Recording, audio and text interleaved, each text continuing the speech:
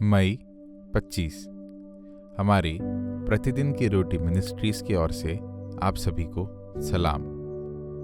आज के वचन का शीर्षक है, उन्हें बताएं कि परमेश्वर ने क्या किया है, जिसे लिया गया है पवित्र शास्त्र के 2 कोरिन्थियों 5 उसका 12 से 21 तक।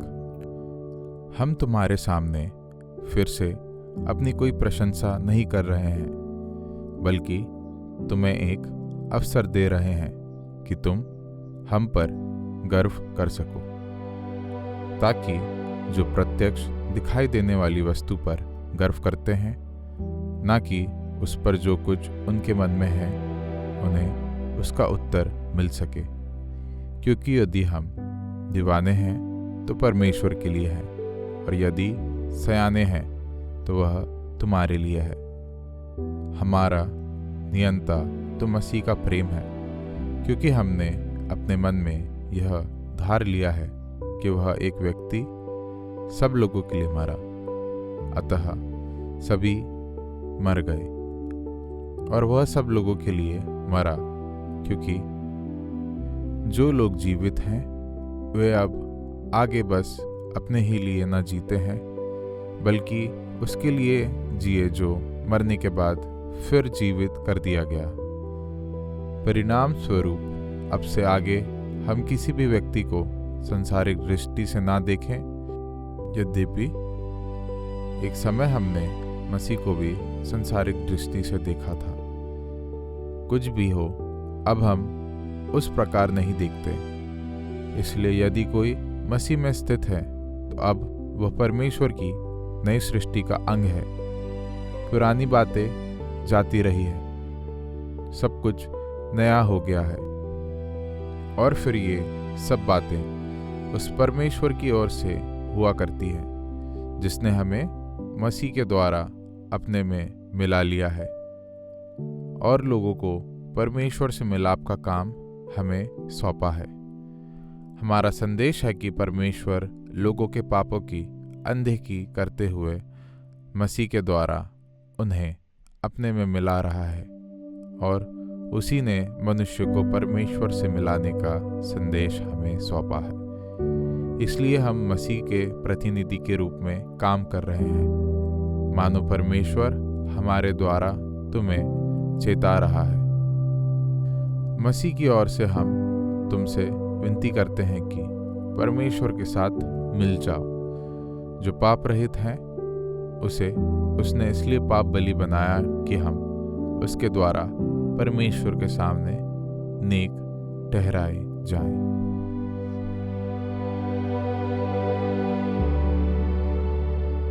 मेरे कॉलेज मित्र बिल टोबियास ने कई वर्षों तक एक द्वीप पर मिशनरी के रूप में कार्य किया।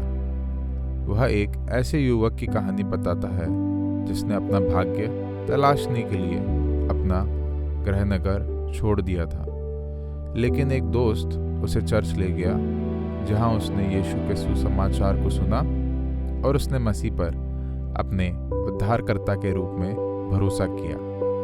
वह युवक सुसमाचार को अपने उन लोगों तक ले जाना चाहता था जो जादू टोने में डूबे हुए थे। इसलिए उसने उन तक पहुंचने के लिए एक मिशनरी की तलाश की। लेकिन मिशनरी ने उससे कहा कि जाओ और उन्हें बताओ कि परमेश्वर ने तुम्हारे लिए क्या किया है, और उसने यही किया। उनके गृह नगर में कई लोगों ने यीशु को ग्रहण किया, लेकिन सबसे बड़ी सफलता तब मिली जब शहर के ओझा को एहसास हुआ कि मसीह ही मार्ग और सत्य और जीवन है।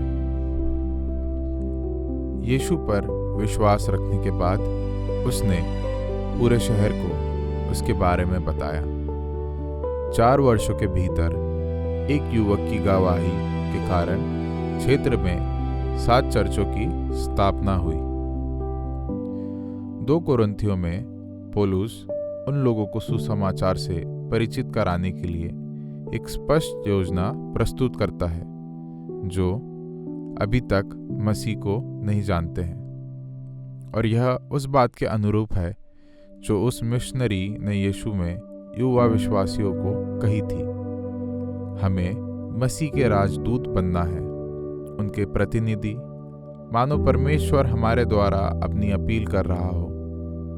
प्रत्येक विश्वासी के पास यह बताने के लिए एक अनोखी कहानी है कि कैसे यीशु ने उन्हें एक नई सृष्टि बनाया, जिसने उन्हें मिला दिया परमेश्वर से। आइए दूसरों को बताएं कि उसने हमारे लिए क्या किया है। इसे लिखा गया है डेव ब्रेनन ने। यीशु में उद्धार का आपके लिए क्या अर्थ है? आप अपनी कहानी दूसरों के साथ साझा करने के लिए बेहतर तरीके से कैसे तैयार हो सकते हैं? आइए हम प्रार्थना करें। प्रिय परमेश्वर, कृपया मेरे विश्वास की कहानी दूसरों के साथ साझा करने में मेरी मदद करें। आमीन।